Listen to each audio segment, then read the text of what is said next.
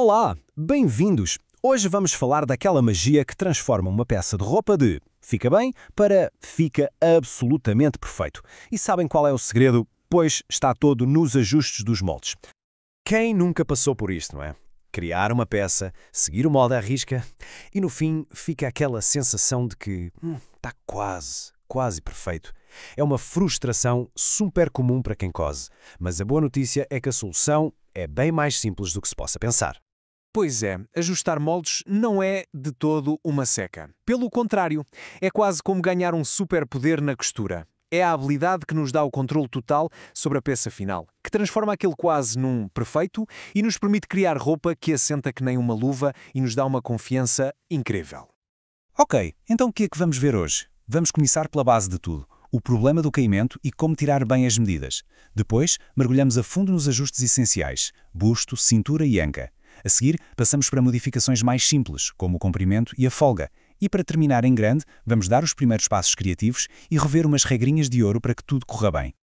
Vamos lá então começar pelo início, pela base de tudo. Antes de sequer pensarmos em cortar ou alterar o que quer que seja, há um passo que não é negociável. Tirar medidas corporais exatas. É aqui que tudo começa. E para garantir essa precisão, há umas dicas que nunca falham. Primeiro, usar sempre uma fita métrica daquelas flexíveis. Medir com roupa interior ou roupa muito justa para não adicionar centímetros que não existem. Manter a fita justa ao corpo, mas sem apertar, claro.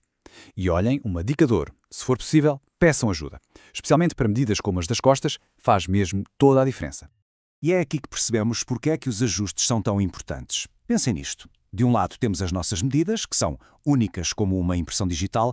Do outro lado temos as medidas do molde, que são padronizadas, feitas para um corpo standard, que raramente existe. É o choque entre o nosso corpo real e esse corpo ideal do molde que torna os ajustes absolutamente essenciais.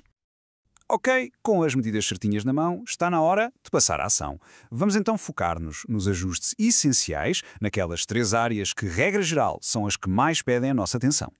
Vamos começar pelo famoso FBA, ou seja, o ajuste para busto grande. Quando é que precisamos disto? É simples. Quando a medida do nosso busto é maior do que a medida para a qual o molde foi desenhado. O objetivo é adicionar mais espaço na zona do peito, mas sem alargar os ombros ou a cintura. É um ajuste de precisão. O processo pode parecer intimidante, eu sei, mas na verdade é super lógico. Primeiro, calculamos quanto espaço extra precisamos. Depois, desenhamos umas linhas no molde e cortamos por elas. Mas atenção, com um troque. Deixamos um pontinho de papel sem cortar, que vai funcionar como uma dobradiça.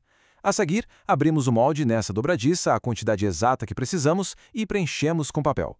Por fim, é só redesenhar a pence do busto e suavizar as linhas laterais para que tudo fique perfeito. E se for o contrário? Bem, para isso existe o SBA, o ajuste para busto pequeno. O objetivo aqui é exatamente o oposto, remover aquele excesso de tecido na zona do peito que cria papos e pregas esquisitas para que a peça assente de forma bem lisa. E a melhor parte é que o processo é basicamente o espelho do FBA. As linhas que desenhamos são as mesmas, cortamos da mesma forma, só que em vez de abrirmos o molde para dar espaço, nós sobrepomos as partes para tirar o excesso. Depois, claro, é só acertar a pence e as costuras, tal como no outro ajuste. E para a cintura e a anca? Boas notícias. Aqui as coisas são bem mais diretas. Para aumentar, é só adicionar um pouco de largura, dividida por igual nas costuras laterais, à frente e atrás. Para diminuir, fazemos o inverso. Tiramos essa mesma largura. É um ajuste super simples, mas, acreditem, o impacto que tem na silhueta final é gigante. Muito bem. Agora vamos falar de 2 modificações que são super fáceis de fazer e que, a sério, podem transformar completamente o aspecto e o conforto de uma peça. Olhem, a maioria dos moldes comerciais até já nos dá uma ajuda porque vem com umas linhas que dizem alongar/encurtar.